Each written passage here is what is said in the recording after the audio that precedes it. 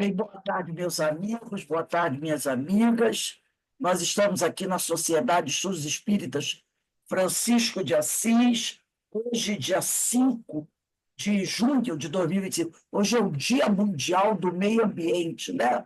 O Dia Mundial do Meio Ambiente. Por isso que nós vamos ter a nossa palestra hoje às 18h30. Estou convidando todo mundo. A nossa palestra vai tratar justamente desse tema, né? Um tema maravilhoso, a doutrina espírita e a sustentabilidade. Todos são convidados para a nossa palestra, e eu já mandei até um link, um cartazinho, né? A doutrina espírita e a sustentabilidade, com o nosso irmão Alain Maia. E Alain Maia, além de ser um grande estudioso, é um especialista em Francisco de Assis. Ele é um estudioso de Francisco de Assis, inclusive foi até seminarista ele. E ele vai fazer uma palestra muito bonita sobre a doutrina espírita e a sustentabilidade, que a nossa casa está sempre aí, ela não deixa passar uma dessas datas importantes, a gente está sempre lá em cima. Então vamos agradecer a Deus, agradecer a Jesus por essa oportunidade maravilhosa que o Pai nos concede de estarmos todos aqui reunidos para mais uma tarde, para mais uma noite de estudos, de aprendizado, de crescimento. Sempre rogando ao Pai que abençoe, fortaleça todos aqueles nossos irmãos que se encontram abandonados, em sofrimento, necessitando do consolo do Senhor. Que o Senhor nos abençoe e que nós possamos perseverar nesse trabalho de melhora pessoal, né, de renovação espiritual, que se faz tão importante para cada um de nós. Graças a Deus. Então, o livro é esse aqui, né? Diversidade dos carismas, teoria e prática da mediunidade, de Hermínio de Miranda. Nós estamos estudando o capítulo 16, Semiologia da Comunicação Mediúnica.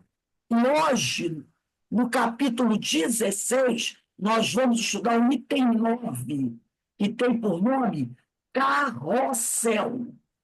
Capítulo 16, item 9, Carrossel. Então, vamos entender o que esse carrossel do item 9 quer nos dizer. Diz assim o Hermínio de Miranda: extraímos de um mero e despretensioso filme para a TV uma curiosa experiência e uma preciosa lição. Então, ele vai contar um caso aqui que ele retirou de um programa de televisão.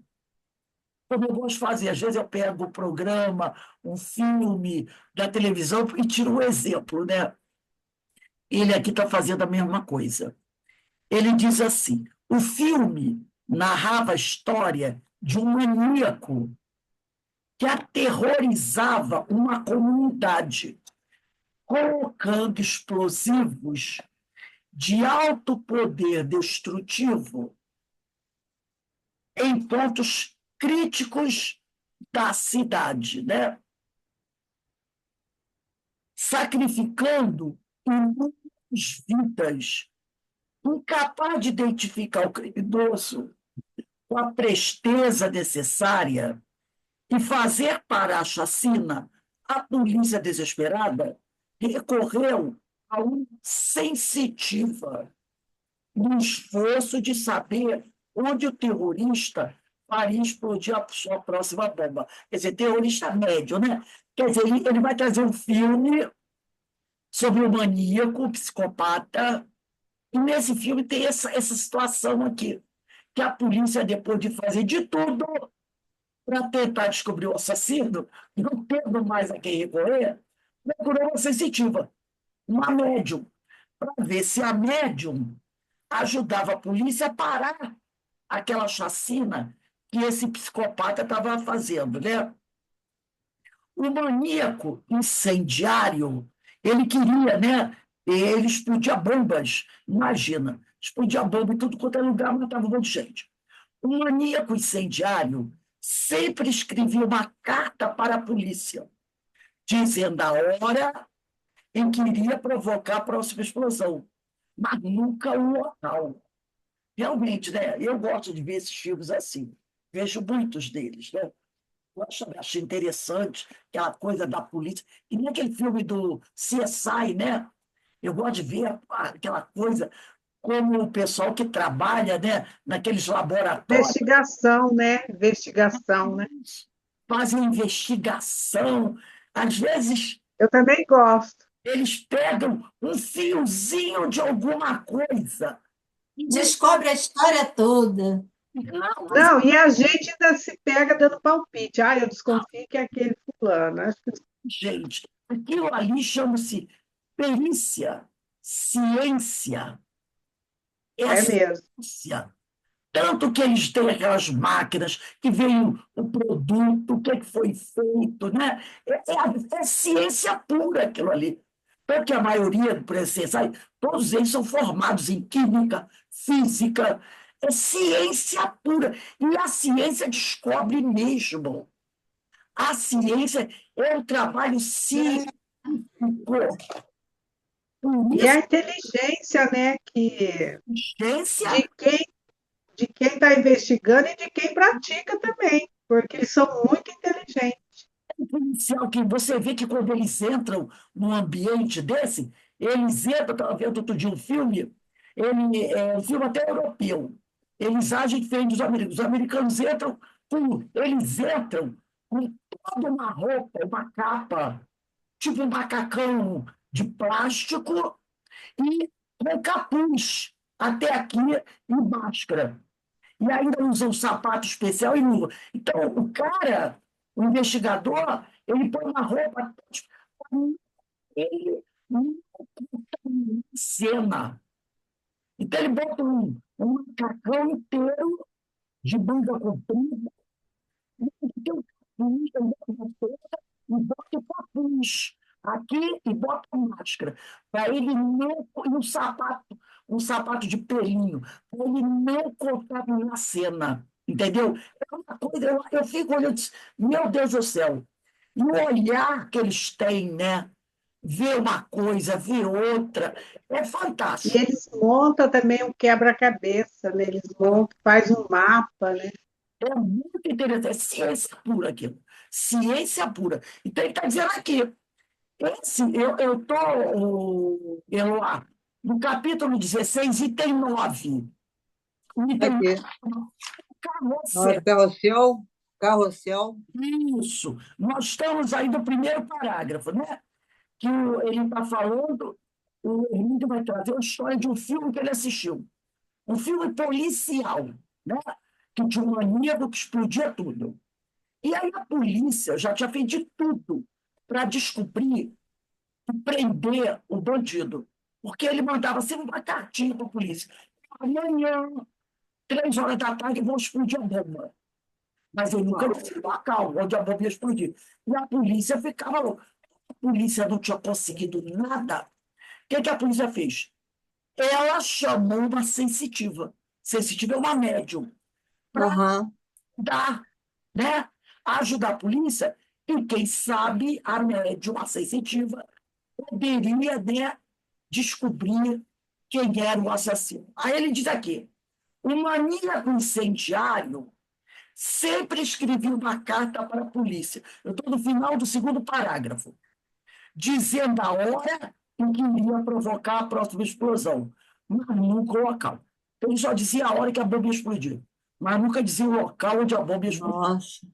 A moça, a médium, concentrou-se e declarou mais ou menos o seguinte. Então, a médium entrou em transe, e aí ela se concentrou, né? Ela disse mais ou menos o seguinte: estava entrando, ela, médium, em contato com a mente do criminoso. Ia ser uma médium muito boa, né? Ela estava tentando entrar em contato com a mente do psicopata, do criminoso. Ela via Porque conforme ela tenta entrar em contato com a mente dele, ela começa a ver o que está na mente dele. Havia um local com muitos cavalos. Eram pequenos esses animais. E andavam em círculo. Havia cores, muitas cores. E crianças, muitas crianças alegres. Essa a mensagem visual telepática que ela percebia. Diríamos, com a nossa terminologia, que era uma visão anímica diencefálica. O que é anímico diencefálico? Já vimos, diencefálico está ligado ao cérebro. Ela não estava recebendo ajuda de nenhum espírito. Quando ele fala de visão anímica diencefálica, ela encarnada, estava com capacidade mediúnica dela, entrando em comunicação na mente dele, que era outro encarnado. Então, não tinha espírito ali. Era um fenômeno anímico, não mediúnico, porque não tinha nenhum espírito ajudando ela. Era ela que tinha essa capacidade. Então, ela estava tentando penetrar na mente. Quer dizer, o assassino estava bem longe, mas ela estava com a mente dela, ela deveria ter eles deveriam ter alguma coisa dele, né? Então, ela estava se concentrando, tentando captar a mente desse assassino, estava escondido em algum lugar, e ela conseguiu.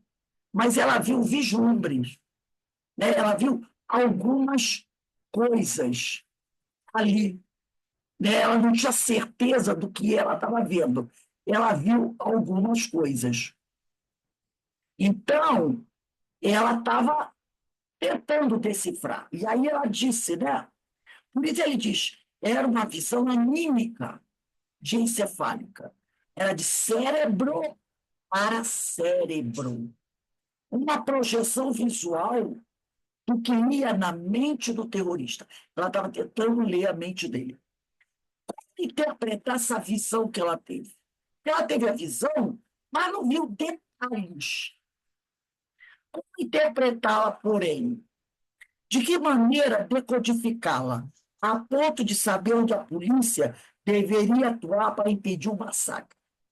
A próxima e urgente etapa, por conseguinte, consistia em traduzir aquele código visual em conhecimento e expiação.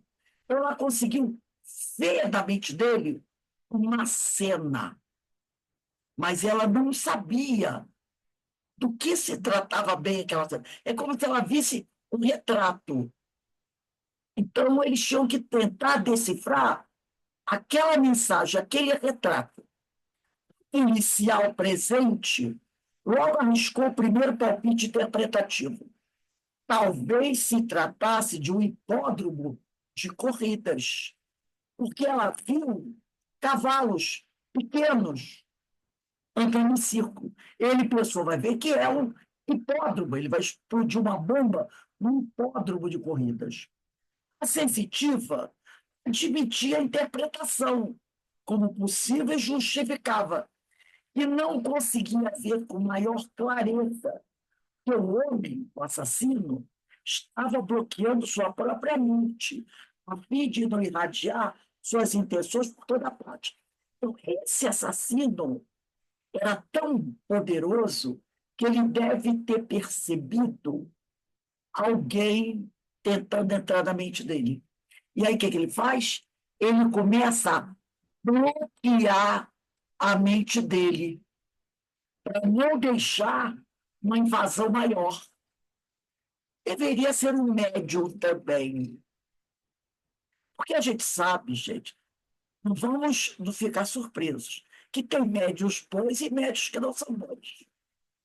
Dizem os historiadores, os pesquisadores, que muitos dos criminosos nazistas tinham mediunidade. E Hitler tinha uma mediunidade. Ninguém pode negar que ele era um médium com o dom da palavra. Alguém pode negar isso? Não. Vocês chegaram a ver alguma vez os discursos em vídeo, documentário, que ele fazia no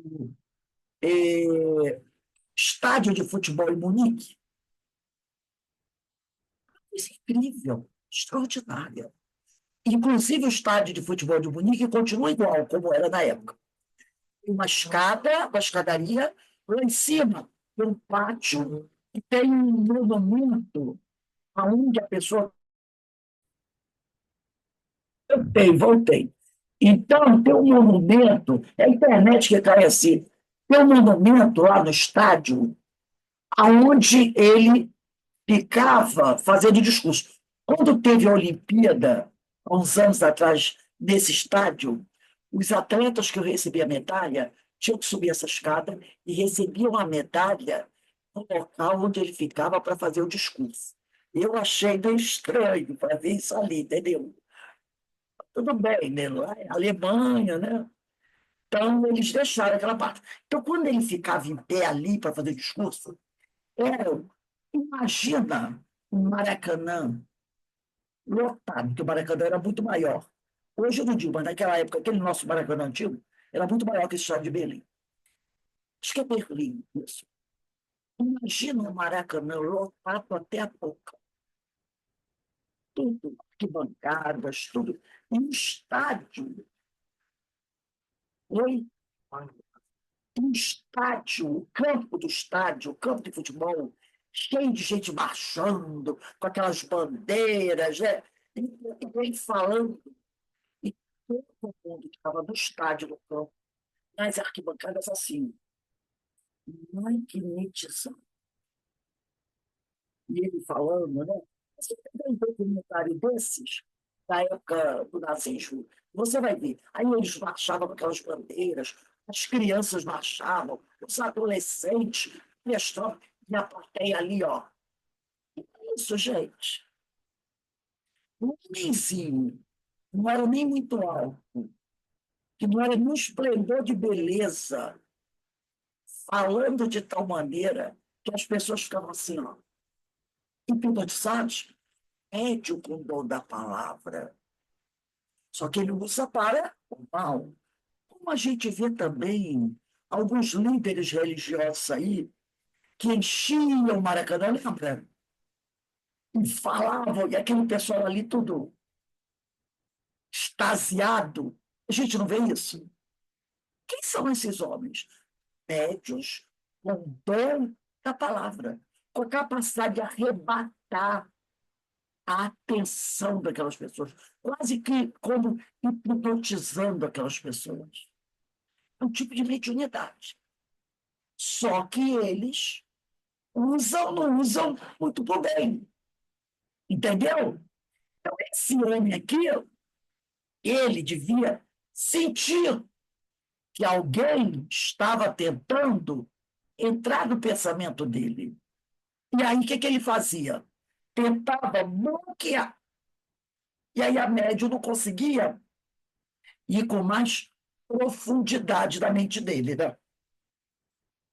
Gente, isso aqui, esse tipo que ele está falando aqui, foi uma coisa que muita gente acha assim, ficção, não é não. Durante a Guerra Fria, ela começou por volta dos anos 50, 48, 50 e pouco, até os anos 60. Foi uma guerra fria entre Estados Unidos e a Rússia.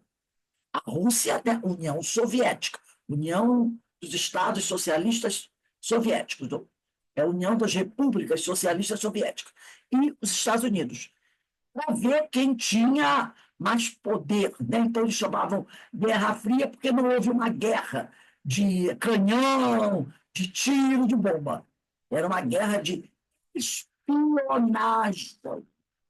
Eu li uma matéria, eu vi um documentário sobre a Guerra Fria que falava o seguinte: os russos, como os americanos, tinham trabalhando para eles sensitivos. Esses sensitivos, russos e americanos, ficavam nos bunkers. Bunkers quer dizer, debaixo da terra. Eram construções debaixo da terra, mas muito profundas. E nessas salas tinham reuniões. onde esses sensitivos, os Estados Unidos faziam isso e a Rússia fazia isso. Eles tentavam, os sensitivos, invadir o Pentágono, as instalações americanas, e os americanos faziam a mesma coisa com os russos, com a mente. Não tinha nada de religião ali. Era o processo anímico. O cara tem essa capacidade de mover objetos, de ler pensamentos. E esses sensitivos trabalhavam para a Rússia, para a União Soviética, e trabalhavam também para os Estados Unidos. Então, eles tentavam, com a mente deles, penetrar dentro das instalações para ver os planos de guerra. Entendeu? Era um tipo de espionagem. Tem a história até de um desses sensitivos, que ele era americano, ele era muito poderoso, muito poderoso. Ele realmente conseguia invadir as instalações russas dentro dos. E eles botavam em bunkers debaixo da terra para tentar ver se atrapalhava a captação de uma mente na outra, né? Então, conta a história de um desses homens, um sensitivo americano, que ele tinha um poder violento.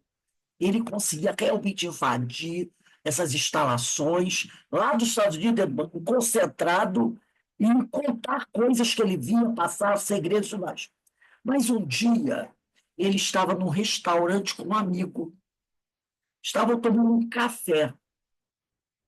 E no restaurante, e ele virou-se para o amigo e disse assim: eu estou em perigo aqui. Aí um amigo falou para ele assim: por que isso? Eu estou sentindo que aqui, nesse restaurante, tem espiões russos. Eles querem me matar. Aí o amigo: que isso, rapaz? Olha só. Tem muita gente aqui dentro, tem polícia e tudo mais. Se alguém tentar, nós vamos pegar. Aí nisso veio uma garçonete. E ele pediu um suco, né? A garçonete serviu uma mocinha bonitinha, falando inglês, tudo bonitinha. Ele pegou o copo e bebeu. Dali a 2, 3 minutos, ele morreu, envenenado. Aí ficou aquela coisa, quando foram procurar a garçonete, cadê a garçonete? Ela era uma espiã russa, que vivia dos Estados Unidos, depois foi descoberta, porque esses espiões russos, ou espiões americanos, muitas vezes eles são colocados dentro da Rússia, dentro dos Estados Unidos, em crianças com a família. Ou vão para lá adolescentes, estudam lá para aprender bem a língua, agir como um americano ou como um russo. Então você tem espião russo. Quando descobriram, há um mês atrás, um espião russo aqui no Brasil, tinha namorado e tudo mais, espião russo, falando português muito bem. Ele já morava no Brasil já há alguns anos. Os amigos saíam com ele para chope, para festa, para todo quanto era lugar. Aí, quando eu não sei se ele fugiu ou foi preso. Ele tinha um monte de documentos. Ele usava um documento de uma pessoa que já tinha morrido. Ele, acho que foi uma pessoa que tinha morrido, que ele conseguiu pegar a identidade, aí tirou outros documentos para ele. Os colegas dele, da empresa que ele trabalhava, diziam para ele: gente, não é possível que ele fosse. A gente ia para tomar chopp, todo fim de semana a gente ia para o barzinho tomar chopp. A gente ia para o campo de futebol assistir jogo do Maracanã. A gente ia para tudo quanto lugar junto. Ele morava no meu bairro, a gente saía junto, éramos amigos pra caramba. Ele namorava uma moça, parecia um garotão aqui do Rio de Janeiro, espião russo, vivendo no Brasil. Tem vários, não só no Brasil, como nos Estados Unidos, como tem espiões americanos que moram na Rússia, como se fossem russos, que vão para lá aprender a língua, vivem lá 10, 15 anos. Você olha, você jamais vai dizer: isso é espião russo. E o pessoal falava: meu Deus, o espião russo. Eu, de espião russo. Era não, mas era colega da gente de futebol, de trabalho. O cara era o espião russo. Então, né, para você ver, isso aconteceu, não deve ter um mês, mais ou menos. Você resgata a maternidade. A gente vê como essa coisa era. Essa menina era uma espiã russa que trabalhava naquele bar e já tinham visto que esse amigo dele gostava de ir lá. Então ela trabalhava lá na esperança de que um dia esse amigo levasse ele lá. Levou. No dia que levou, ela matou. Matou ele. Porque ele era um grande sensitivo. E ele sentiu na hora. Ele disse: eu vou sofrer um ataque hoje. Porque ele captou, ele deve ter captado a mente dela. Entendeu? Ele deve ter captado a mente dela. E realmente, são coisas assim que você vê na... quando a União Soviética caiu, muitos desses segredos foram revelados. Isso é a coisa mais antiga do mundo. De onde vem aquela máquina Kirlian para leitura de aura? Não é da Rússia? É da Rússia. Então, isso, minha filha, esses caras já estudam muito tempo, só que não tem nada a ver com a religião. Então, a coisa que ele está falando aqui, né? E aí ele diz, um policial achou que era um hipódromo, né? Então, aqui, a sensitiva admitia a interpretação como possível e justificava que não conseguia ver com maior clareza porque o homem, o assassino, estava bloqueando sua própria mente. Ele estava bloqueando a mente dele, a fim de não irradiar suas intenções por toda parte.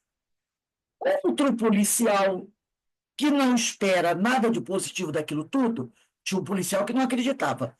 Apela para o sarcasmo e até para a agressão, declarando que a sensitiva seria mais uma dessas farsantes, de tantas que existem por aí. Então já tinha um outro policial que não acreditava. Ela, a sensitiva, olha para esse homem que não acreditava nela, intensamente começa a falar. Ela olha para ele, que ele criticou ela, que ele não acreditava. Aí ela olha para ele, olha o que ela falou para ele: $750. Vejo $750. Você, falou para o cara que disse que ela era farsante, está precisando dessa importância. Não, não é você, é alguém ligado a você. Sim, uma mulher, descreve a pessoa, ela está relacionada com algum local onde há objeto de arte. Ela trabalha lá, é uma galeria. Faz uma pausa e pergunta: acredita em mim agora? Ele, o homem que disse que ela era farsante, não se atreve a responder. Prefere retirar-se da sala e sai batendo a porta. Com certeza, a tal da mulher era algum problema dele. E ela foi em cima. Ele chamou ela de farsante. Ela leu o mente dele e falou: é isso. Aí ele ficou muito sem graça, né? Porque ela leu a mente dele. E aí ele não tinha mais como questioná-la. Estavam, contudo, empenhados numa corrida contra o tempo, dado que se aproximava a hora marcada para a explosão e ainda não se identificara o local escolhido pelo criminoso. Observemos algumas tentativas de interpretação. Primeiro policial, cavalos correndo em círculo. Ele disse: pode ser um hipódromo. Segundo policial, aí o outro policial disse assim: mas ela disse cavalos pequenos. No hipódromo não tem cavalos pequenos. Pôneis, talvez. O terceiro policial disse: cores e crianças. Quem sabe se uma fábrica de brinquedos? O quarto policial disse: aliás, uma mulher, e, portanto, mais intuitiva. O quarto policial foi uma mulher. E aí o Hermínio disse assim: uma mulher, normalmente mulheres são mais intuitivas. Olha o que a policial mulher falou: cores, crianças alegres, um parque de diversões. Cavalos pequenos em círculo, um carrossel. Não é? Porque olha o que ela viu. Ela viu, né, deu bem para perceber o que ela estava falando. Ela viu aqui um local com muitos cavalos, cavalos pequenos, animais andavam em círculo, havia cores, muitas cores e crianças alegres. É aquele carrossel de cavalinho, aquele carrossel de cavalinho, né? E era mesmo, a bomba estava num parque de diversões, colocada no eixo central de um carrossel. E a polícia chegou a tempo de impedir a explosão do artefato que causaria verdadeira tragédia, pois havia muitas crianças lá no momento. Então, eles conseguiram desativar a bomba com a ajuda de uma sensitiva. E detalhe, gente, ela não é espírita, não, tá? Para a gente não achar que, por ser sensitiva, ela é espírita. Não é. É uma sensitiva, mas não é espírita. Como se pode observar, o processo consiste em duas etapas básicas: a comunicação de um pensamento e sua interpretação. Quando o terrorista planeja colocar o explosivo num parque de diversões, no eixo central de um carrossel, e o faz, é difícil, se não impossível, impedir que seu pensamento se irradie. Porque ele colocou lá, na hora que ele está colocando aquilo, é quase impossível que o pensamento dele se irradie. Porque quando nós pensamos alguma coisa, nosso pensamento, ó, ele irradia ondas microeletromagnéticas. E essas ondas ficam por aí. E os espíritos têm a capacidade de ler o nosso pensamento. Nós, encarnados, não conseguimos ler o pensamento de outro encarnado, a não ser que seja o telepata. Mas o desencarnado, ele pode ler o nosso pensamento. Então, quando nós pensamos, nós irradiamos ondas. E uma pessoa que tem a capacidade pode ler o nosso pensamento. Então, ele está falando aqui que quando esse assassino planejou e colocou a bomba lá, o pensamento dele se irradiou. Se irradiou. Ele está dizendo aqui. Né? Então, a comunicação de um pensamento e sua interpretação. Como se pode observar, consiste em duas etapas básicas. Primeiro, a comunicação de um pensamento e sua interpretação. Quando o terrorista planeja colocar o explosivo no parque de diversões, no eixo central do carrossel, e ele faz isso, é difícil, se não impossível, ele impedir que o seu pensamento se irradie. O fato de a moça dizer que ele está bloqueando a mente é mais um recurso, no caso, da cinematografia do que uma realidade, pois o pensamento cria imagens e elas se difundem a respeito do esforço de controle daquele que pensa. Ele diz assim, o fato dele tentar bloquear a mente dele seria mais uma criatividade do escritor do filme. Tá? Porque é quase, eu não vou dizer impossível, porque a gente não pode dizer que uma coisa é impossível, porque a gente sabe que tem pessoas que são capazes, né, de coisas extraordinárias, mas é quase impossível você criar um protetor energético que impeça que as ondas do seu pensamento se espalhem. É quase impossível isso. Mas, agora ele diz que é impossível isso. Agora vamos pensar o seguinte: nós estamos falando da questão de planeta Terra. Será que por isso que eu não gosto de falar impossível, porque ele diz aqui, né? Quando ele diz assim, quando o terrorista planeja colocar o explosivo num parque de diversões, no eixo central de um carrossel e o faz, é difícil. Ele primeiro diz difícil. É difícil. Quando você diz difícil, você deixou uma brecha, né?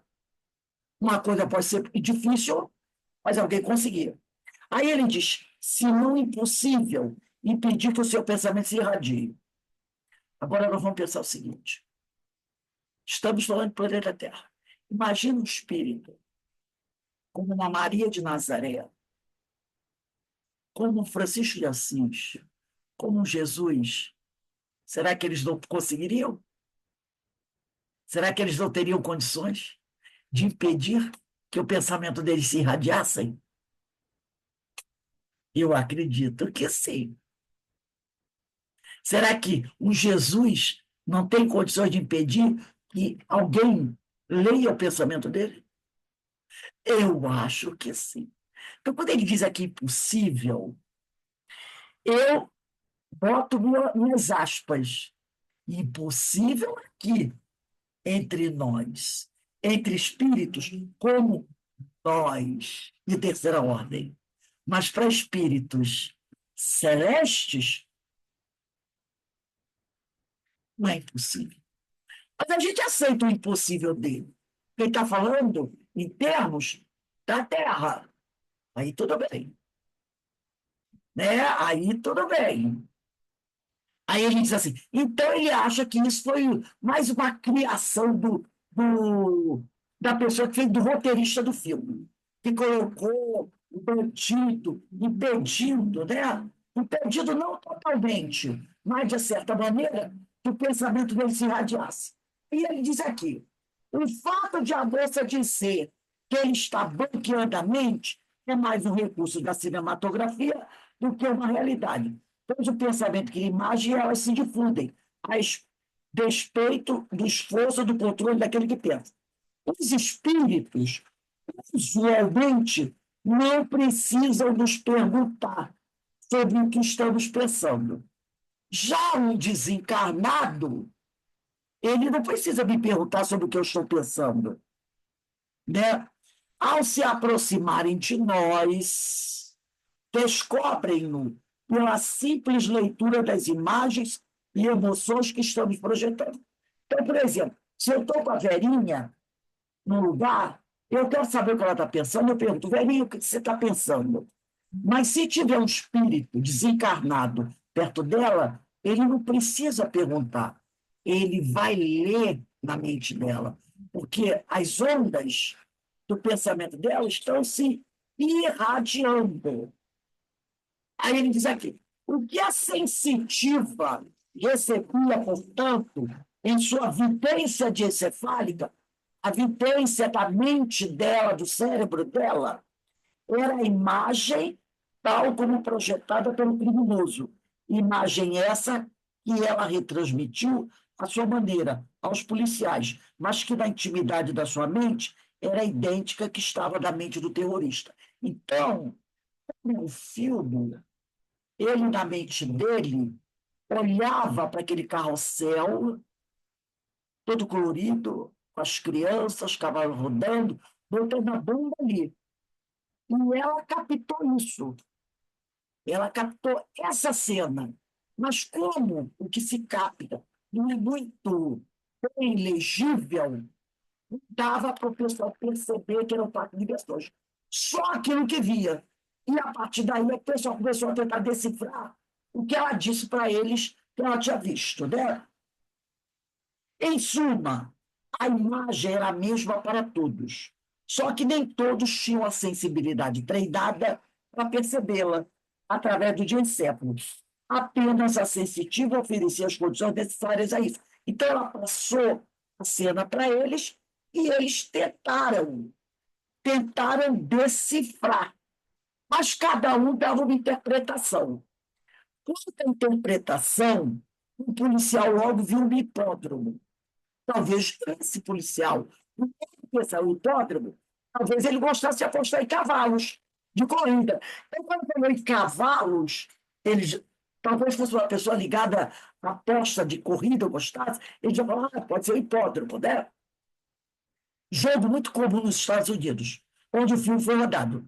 No seu cassete pessoal, quer dizer, na memória dele, cavalos correndo em circo significava hipódromo. Hipódromo, os cavalos conhecem. Como aquele homem talvez fosse ligado a gostar de jogo, e nos Estados Unidos é muito comum jogo de corrida de cavalo, ele logo associou a corrida de cavalo. O segundo policial lembrou-se de pôneis, porque ela disse que os cavalos eram pequenos.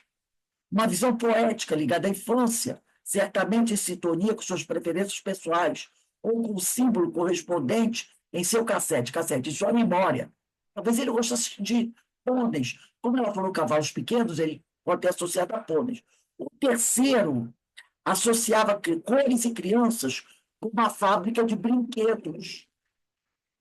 Lembrava-se que o criminoso já havia colocado explosivo numa delas. Ele associou, pô, ele já explodiu uma fábrica de brinquedos. É bem possível que ele queira explodir outra, né? Talvez estivesse a ponto de repetir a tenebrosa façanha. Era a sua experiência de policial que prevaleceu na escolha. No seu dicionário pessoal, o símbolo tinha esse significado. Aquilo que ela falava para ele tinha esse significado. Fábrica de brinquedos. Finalmente, para a mulher policial, cores, crianças, cavalinhos em círculo, alegria, tinha uma tradução correta. Um carrossel. Né? Era a sua experiência de mãe, talvez, ou com criança em geral. Então, talvez fosse uma mãe que tivesse o costume de levar as crianças no parquinho. Ela tivesse o costume de levar os filhos no parque. E aí, quando falou aquilo, essa visão do parque estava na cabeça dela. Quanto ao policial descrente, aquele que não acreditou nela, nem sequer consegue sintonizar-se, pois não confia no processo que lhe parece grosseira fraude. Nada mais. Ao perceber que a coisa é mais séria, que quando ela fez aquela leitura para ele dos $750, né? Ao perceber que a coisa é mais séria do que lhe parece, sua reação é psicologicamente explicável. Retira-se para não ter de enfrentar uma realidade que intimamente rejeita. Então, ele se retira, por quê? Porque algum colega podia dizer assim: e aí, fulano, ela acertou? Quem é essa mulher aí? Talvez fosse um caso dele, né? Alguém que a mulher está precisando de dinheiro e ele está tentando arrumar dinheiro para dar uma mulher, talvez fosse uma amante ou uma outra coisa qualquer. Então, para não dar explicação, porque, logicamente, se ela dissesse daquele jeito para ela, automaticamente algum companheiro ia perguntar: e aí, ela acertou? Se ele dissesse não, ela não acertou, não. Ela poderia continuar falando outras coisas. Que ficaria mais chato para ele. Né? Então, antes que alguém perguntasse, ele, ó, foi embora. Né? Então, né, ele foge. O melhor é fugir. Considerando a mentirosa, pode dar de ombros, é mais cômodo. Porém, se vê obrigado a aceitá-la, faz uma confissão pública de ignorância. Melhor fugir. Porque naquele momento, o que ele chegou à conclusão? Essa mulher é verdadeira. Mas eu não vou dizer aqui para todo mundo que ela é verdadeira. E se eu disser que ela é verdadeira, eu vou ter que. Alguém pode perguntar: então conta para nós que visão é essa que ela teve dessa mulher aí na tua vida. Aí ele ia ficar mal. Então ele resolve ir embora. A sensitiva, portanto, percebe ao vivo, de mente a mente, todo o processo disparado pelo criminoso, mas não consegue traduzi-lo em linguagem positiva, mesmo porque não se arrisca a interpretá-la. Então, ela só conta o que ela viu. Eu vi isso. Mas ela não diz assim: é isso, é um carrossel. Ela não fala isso, porque ela tem medo de fazer uma interpretação errada. Ela só conta o que ela viu. Eu vi isso. Agora, se alguém pergunta para ela: o que para você isso significa? Ela vai dizer: eu não sei. Eu só estou dizendo o que eu estou vendo. Aí ele diz aqui, né? Em tais casos, ela apenas comunica o que percebe na sua vivência sem visão. Sem visão quer dizer que ela viu com a mente, não com os olhos. Em tais casos, a melhor atitude da parte da médium é mesmo a de se abster de interpretar aquilo que lhe está sendo mostrado, limitando-se a transmitir o mais fielmente que lhe seja possível. Tudo quanto percebe, até os mínimos detalhes, às vezes é precisamente um dado considerado irrelevante, que vai dar a contribuição decisiva. para uma identificação ou para caracterizar o conteúdo de uma mensagem. Uma vez eu vi uma história muito interessante, também era policial essa história.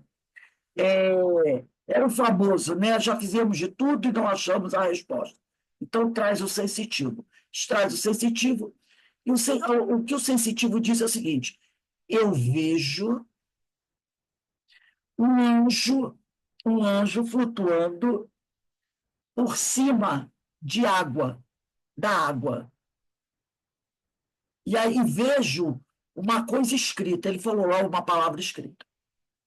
Então, eu vejo um anjo flutuando em cima da água e ele fala o que estava escrito lá. Aí os policiais, né? Ah, pelo amor de Deus, que absurdo, como é que a gente vai fazer um troço desse, né? Aí ele fala para o outro policial: cuidado com o diabo. Ele fala para o outro policial: cuidado com o diabo. Aonde o diabo está, tem perigo. É um abismo. Cuidado com o diabo. São as mensagens que ele diz: cuidado com o diabo, onde o diabo está, tem um abismo, e eu vejo um anjo e água. E uma palavra lá escrita.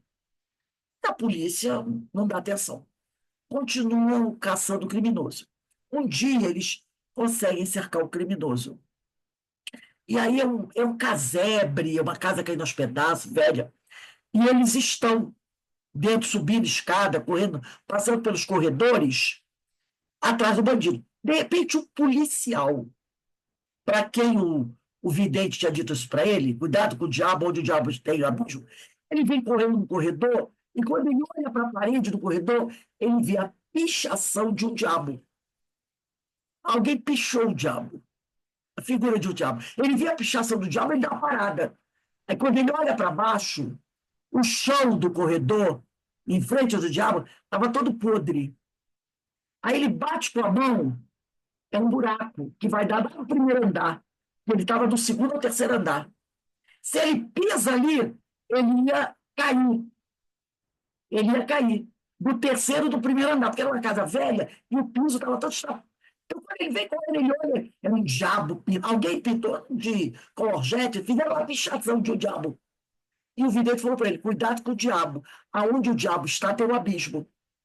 Aí ele viu aquela imagem, ele parou, que ele lembrou. Quando ele olhou para o chão, tudo quebrado.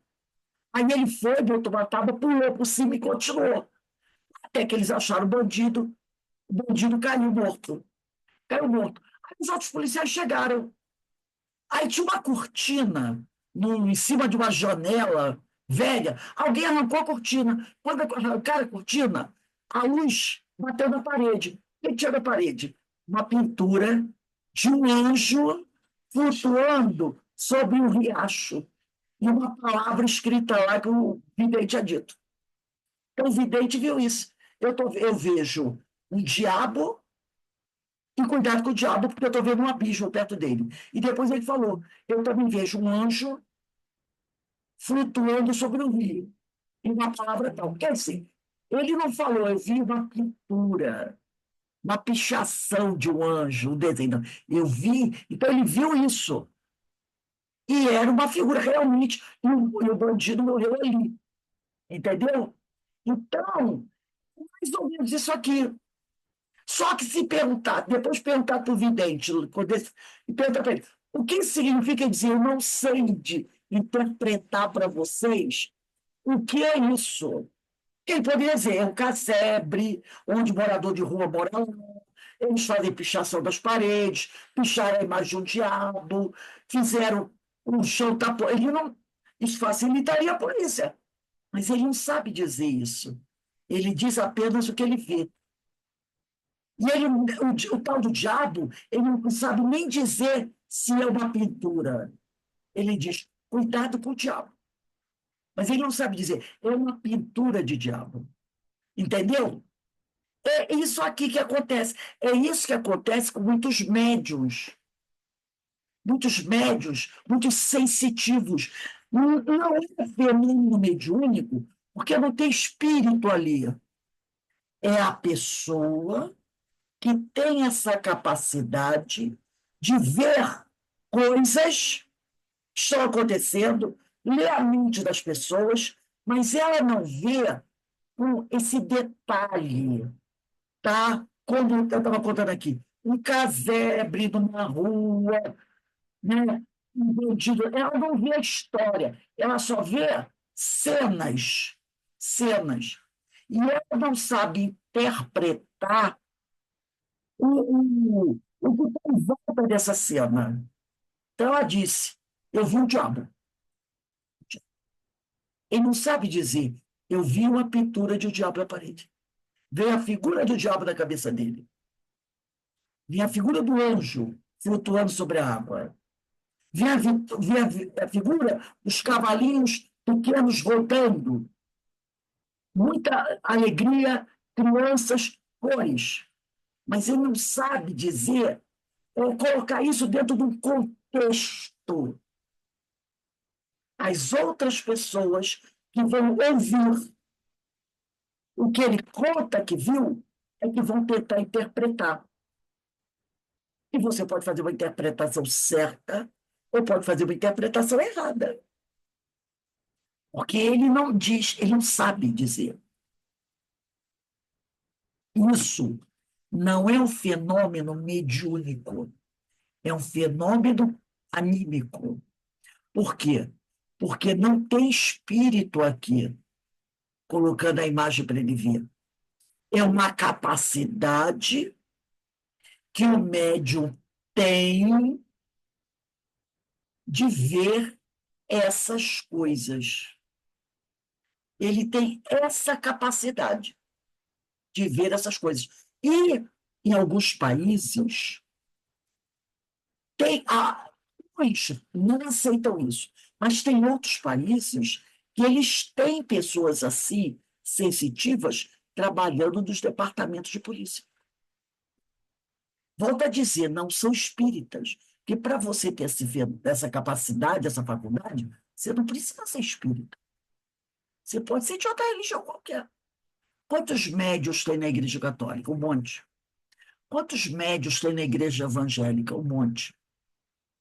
Ateu pode ser médio? Pode. Ele vai dizer que é uma capacidade dele. Olha o Uri Geller, que entortava mulheres. Então, isso não tem a ver com a religião. É uma faculdade que o ser possui. Ele reencarna com essa capacidade. Como ele vai usar essa capacidade, ninguém sabe. Ele pode usar para o bem, ele pode usar para o mal. Então, na Europa, nos Estados Unidos, tem departamentos de polícia que trabalham com esses sensitivos fazendo esses trabalhos. Isso tem, você encontra. Eles ajudam a polícia nesses casos de investigação. Entendeu? Alguns são mais capacitados, outros menos capacitados. Mas esse fenômeno existe. Não é uma coisa que você diz, isso é fantasia. Não é fantasia. É a capacidade que alguns sensitivos possuem. Chama-se visão diencefálica, tá? Visão diencefálica, porque você percebe isso através do seu diencéfalo, que foi preparado antes de você reencarnar para ter aquele tipo de mediunidade, para você usar para bem. Nós já estudamos isso. Antes de reencarnar, o médium passa, né, por vamos dizer assim, um trabalho do seu perispírito, para que ele possa ter essa mediunidade. Tanto que quem não tem, não passa por isso, não vai ter essa mediunidade ostensiva. E essa faculdade é para ser usada para o bem. Toda mediunidade deve ser usada para o bem. Mas nem sempre as pessoas vão. Então, como eu falei para vocês, na Guerra Fria, ela era usada para espionagem, para matar pessoas, inimigos, entendeu? Era usada assim. Porque o sensitivo, gente, sempre existiu. Tem gente que acha que a história do sensitivo começou com Allan Kardec. O sensitivo sempre existiu.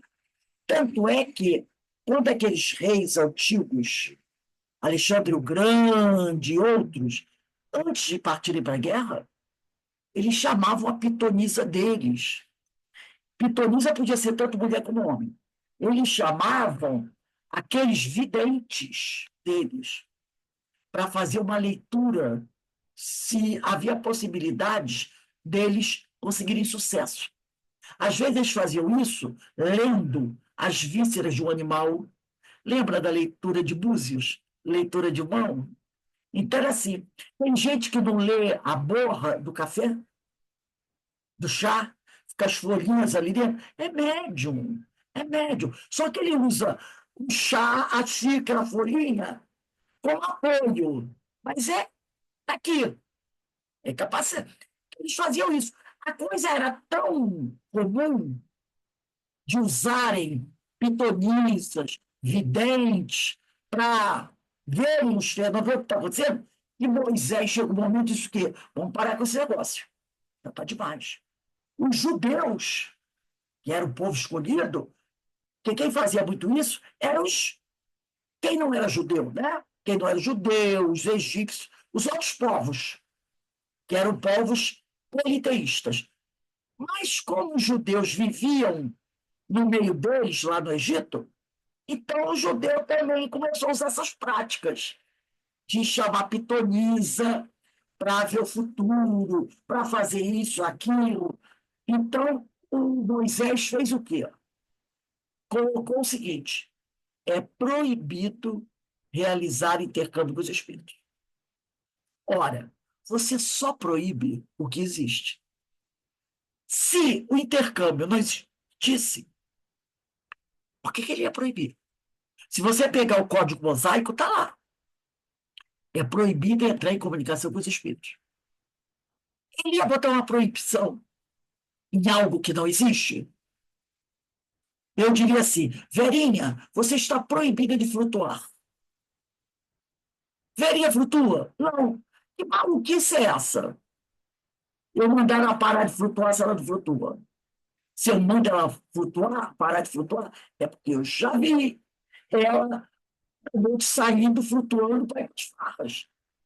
Aí eu, opa, Verinha toda noite sai flutuando pela janela e vai, né, para os palcos da vida. Aí eu proíbo. Então, só vou proibir uma coisa que acontece. Foi o que Moisés fez. Ele proibiu o intercâmbio com os espíritos. Porque estava de qualquer. Sabe, aquela coisa. Quero o marido da outra, quero a mulher da outra, quero dar a rasteira financeira em um, quero matar esse, quero ganhar uma batalha. Todo mundo corria para consultar o oráculo. Todo mundo. Então, estava uma coisa assim. Então, Moisés disse assim: não, vamos parar. O nosso povo, o povo judeu, não pode fazer isso. Não pode ficar nesse comércio com os espíritos. Porque todo mundo que faz transações com os espíritos acaba se dando mal, não é verdade? A gente não vê isso hoje em dia. Você começa a fazer esses intercâmbios com os espíritos achando que você está no domínio deles. E depois você tem uma surpresa, que eles é que acabam te dominando e você ganha uma boa obsessão por causa disso. Por isso que a doutrina fala: não faça isso. Não faça intercâmbio com os espíritos da sua casa, para você saber disso, saber daquilo, ganhar isso, ganhar aquilo. Porque você pensa que está no domínio do negócio, mas você não está. E você pode ganhar uma obsessão. Entendeu? Então, essa mediunidade já está no mundo há 2, 3, 4, 5, 10 mil anos. Desde que o homem é homem. O oráculo, a pitonisa, a bruxa, isso sempre existiu. O médium sempre existiu. E os homens se utilizavam deles para conseguir as coisas que queriam conseguir. Então, o que ele traz aqui é mais uma dessas capacidades que o homem tem, de ver as coisas E aí ele apresenta isso para quem perguntou, só que ele não interpreta. E se ele interpretar, ele pode até errar. Ele pode estar fazendo interpretação errada. Ele passa, estou vendo isso. Aí vocês se virem para descobrir o que que é. Então, é mais uma faculdade mediúnica, né, gente? Eu acho bastante interessante isso, que a gente vai descobrindo as capacidades humanas, né? E a gente vai vendo que o homem é capaz de muita coisa, né? E que se usasse para o bem seria uma maravilha, né? Mas quantos usam a sua inteligência, a sua capacidade para o mal? Gente, semana que vem vai ser dia 12. Nós vamos para esse Item 10, Cacos, 12/6/26, de 25, 12 de junho. Cacos, item 10. Você vai ver que esse capítulo 16, o Hermínio, ele está falando diretamente sobre o médium. Por quê? Porque depois ele vai entrar no capítulo que vai falar sobre a contribuição dos amigos espirituais. Então, ele agora está falando do médium, da capacidade do médium, que é o médium que recebe a mensagem. Como é que o médium funciona? Depois ele vai falar sobre como os espíritos trazem as informações para nós, a contribuição deles. Por isso que a gente está estudando muito sobre o médium, as capacidades mediúnicas. Quanta coisa nós já descobrimos aqui, né? Dessas capacidades mediúnicas. Então, ele vai preparando a gente. Ele vai falando do médium, explicando tudo da capacidade do médium, para depois entrar na contribuição dos espíritos. Aí vai ser o trabalho de lá para cá, como ele funciona. Então, hoje, gente, hoje não haverá um curso da Amélia Rodrigues, tá? Nossa amiga Denise não vai poder dar o curso das obras da Amélia Rodrigues, do livro Luz do Mundo. Mas nós teremos a nossa palestra pública, às 18h30. Eu já mandei para vocês o link. Gostaria que vocês participassem, né? Que a nossa casa está sempre buscando esses temas. Hoje é Dia Mundial do Meio Ambiente, vamos falar disso. E como isso é importante? As pessoas podem dizer assim, mas o que meio ambiente tem a ver com o espiritismo? Tem a ver, é tudo. Tem tudo a ver com o espiritismo. Tudo, tudo, tudo, tudo. Né? E o nosso amigo Alain Maia é um estudioso, um grande estudioso. Inclusive Francisco de Assis era um grande defensor do meio ambiente. E nós fazemos parte desse meio ambiente. Se a gente não cuida do meio ambiente, as primeiras vítimas seremos nós. Porque os animais, querendo ou não querendo, se adaptam. Animais se adaptam a certas situações. Já o homem, muitas vezes, não se adapta. E aí, né, a coisa fica difícil. E pode haver uma grande extinção da nossa raça se a gente ficar destruindo o meio ambiente, né? Então, vamos agradecer a Deus, agradecer a Jesus pela oportunidade de estarmos aqui aprendendo, estudando esses temas tão importantes e que, com certeza, vão nos ajudar na nossa vida, vão nos ajudar no nosso trabalho mediúnico. Então, vamos nos esforçar para aprender e para divulgar tudo isso, que é muito importante. Que o Senhor nos abençoe. Então, gente, encerrando aqui, tá?